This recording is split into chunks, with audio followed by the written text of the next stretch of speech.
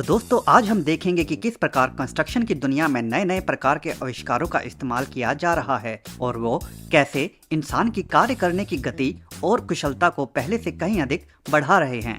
तो इस वीडियो को शुरू से लेकर अंत तक पूरा जरूर देखिएगा ताकि आप कोई भी महत्वपूर्ण जानकारी मिस न कर दें। मोनोलिथिक डोम इंस्टीट्यूट। इस अजीबोगरीब बिल्डिंग के निर्माण के लिए सबसे पहले प्लास्टिक की एक बड़ी चादर को इस बिल्डिंग के आकार के अनुसार काटकर जमीन के साथ फिक्स कर दिया जाता है, जिसके बाद इसमें धीरे धीरे हवा भरी जाती है। जिसके बाद कारीगर इस फूली हुई प्लास्टिक की लेयर के ऊपर अनेक कोण में सरियों को बिछाना चालू कर देते हैं और एक बार सरियों को पूरी तरह से लगा देने के बाद क्रेन की मदद से इस प्लास्टिक की फूली लेयर के ऊपर कंक्रीट के मिक्सचर को डाला जाता है और इसे पूरी तरह से कंक्रीट से ढक दिया जाता है। और जब कुछ दिनों तक इस कंक्रीट को यूं ही छोड़ देने के बाद जब यह सूख जाता है तो नीचे लगी प्लास्टिक की चादर के अंदर से हवा को निकाला जाता है, जिसके बाद यह ढांचा उसी अवस्था में ही बना रहता है और एक अद्भुत विशेष प्रकार का बिल्डिंग का आकार सामने उभर आता है, जिसकी बनावट बिना ईंटों और पिलर के तो होती ही है, साथ ही साथ इसके विचित्र आकार के कारण यह लोगों का ध्यान भी अपनी तरफ स्वाभाविक ही खींच लेती है।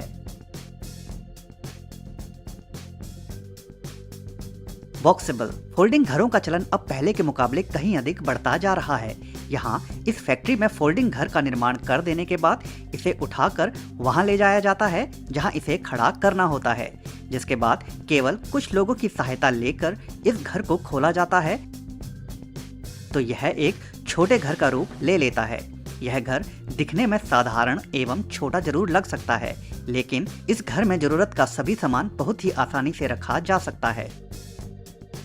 इस प्रकार के फोल्डिंग घर केवल एक मंजिला ही नहीं बल्कि बहुमंजिला भी बनाए जा सकते हैं और कंपनी भविष्य में केवल एक प्रकार के डिजाइन ही नहीं बल्कि कई प्रकार के अन्य आम घरों से दिखने वाले फोल्डिंग घरों के निर्माण पर भी काम कर रही है, जिससे भविष्य में घर निर्माण की प्रक्रिया बहुत अधिक सरल होती जाएगी।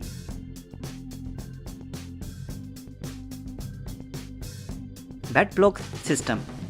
यहाँ एक खास प्रकार के कंक्रीट के बड़े ब्लॉक्स का निर्माण किया जा रहा है, जिसके लिए प्लास्टिक के अनेक मोल्ड्स को इस्तेमाल में लाया जाता है।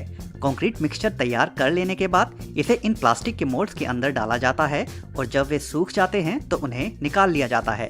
इन ब्लॉक्स की सबसे बड़ी खासियत यह होती है कि इनके द्वारा दीवार का निर्माण करने पर किसी भी प्रकार का अन्य सीमेंट इत्यादि की आवश्यकता नहीं पड़ती, क्योंकि इन ब्लॉक्स में आपस में पकड़ बनाने वाले अनेक खांचे इस ब्लॉक में पहले से ही बने होते हैं, जिसके कारण जब इन ब्लॉक्स को क्रेन की मदद से एक के ऊपर एक रखा जाता है तो यह आपस में फिक्स हो जाते हैं, जिससे एक मजबूत पकड़ इनकी आपस में बन जाती है और यह स्थिर बने रहते हैं।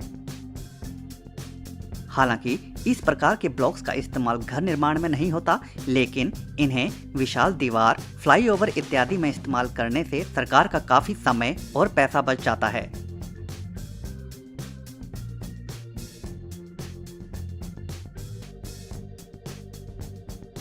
नोवा आर्क। इस प्रकार की क्रांतिकारी तकनीक शायद ही आपने पहले कभी देखी होगी।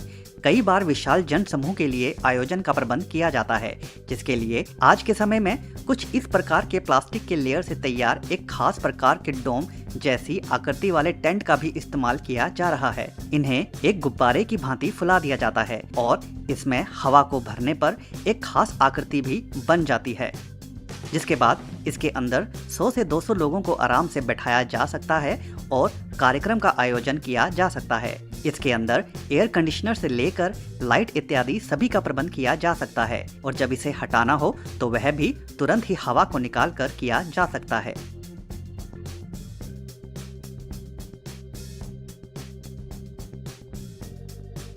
Concrete roller. यहाँ इस मजेदार टूल को देखकर आप भी समझ गए होंगे कि किस प्रकार एक साधारण से दिखने वाले कंक्रीट के रास्ते को कहीं अधिक सुंदर भी बनाया जा सकता है। इस रोलर को जब हल्के गीले कंक्रीट के ऊपर चलाया जाता है तो यह उस कंक्रीट पर एक टाइल रूपी डिजाइन उभारता जाता है, जिससे साधारण सा दिखने वाला रास्ता और अधिक सुंदर बनता जाता है।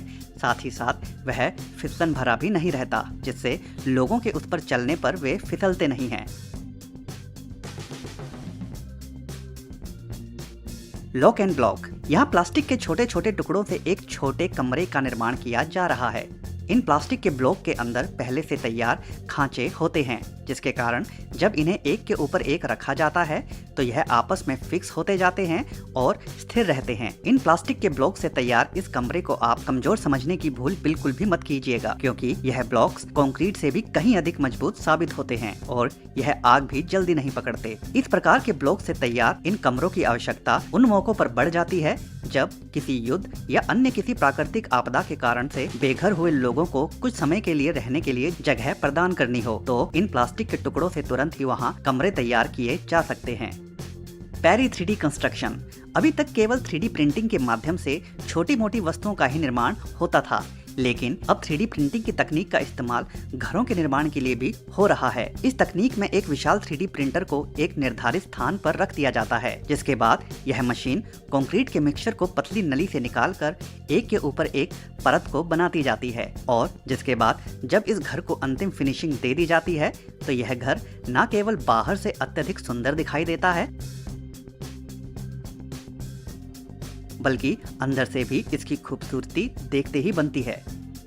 हालांकि इस तकनीक के अंदर छत का निर्माण कर पाना अभी संभव नहीं हो पाया है, जिसके कारण छत को पारंपरिक तरीके से ही लेंटर डालकर तैयार किया जाता है और उस लेंटर को डालने से पहले इन लेयर रूपी दीवारों का सूख कर स्थिर होना अनिवार्य होता है, ताकि लेंटर को डालने के लिए एक पर्याप्त मजबूती मिल सके और इस प्रकार इस विचित्र एवं नई पद्धति से तैयार घर का निर्माण कर लिया जाता है। Unique concrete technologies. भारत के महाराष्ट्र राज्य में बनाई गई यह विचित्र इमारत दिखने में जितनी अटपटी प्रतीत होती है, उसे बनाना भी कारीगरों के लिए कोई आसान कार्य नहीं था। यह एक स्कूल की लाइब्रेरी है और जिसके निर्माण के लिए एक भी पिलर का इस्तेमाल इसके अंदर नहीं किया गया है।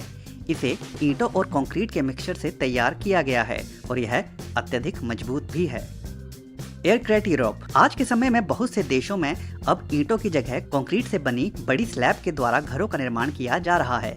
जैसा कि आप यहाँ देख भी सकते हैं, यहाँ इन कंक्रीट से तैयार की गई स्लैब्स को क्रेन से उठा कर एक के ऊपर एक रखा जाता है और जिससे धीरे धीरे दीवारों का निर्माण होता जाता है।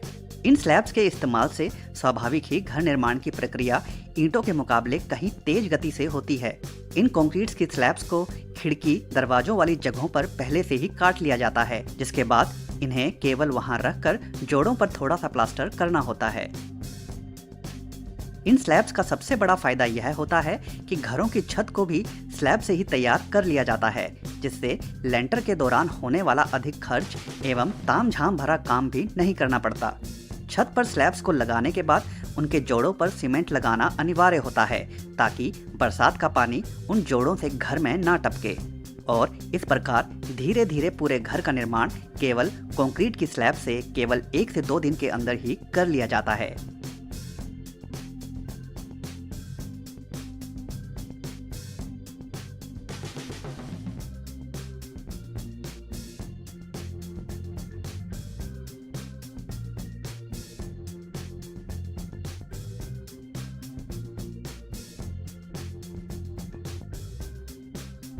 तो दोस्तों, आज की वीडियो में बस इतना ही। अगर यह वीडियो आपको पसंद आई हो तो वीडियो को लाइक जरूर कर दें और अगर चैनल को अभी तक सब्सक्राइब नहीं किया है तो सब्सक्राइब भी जरूर कर लें। धन्यवाद।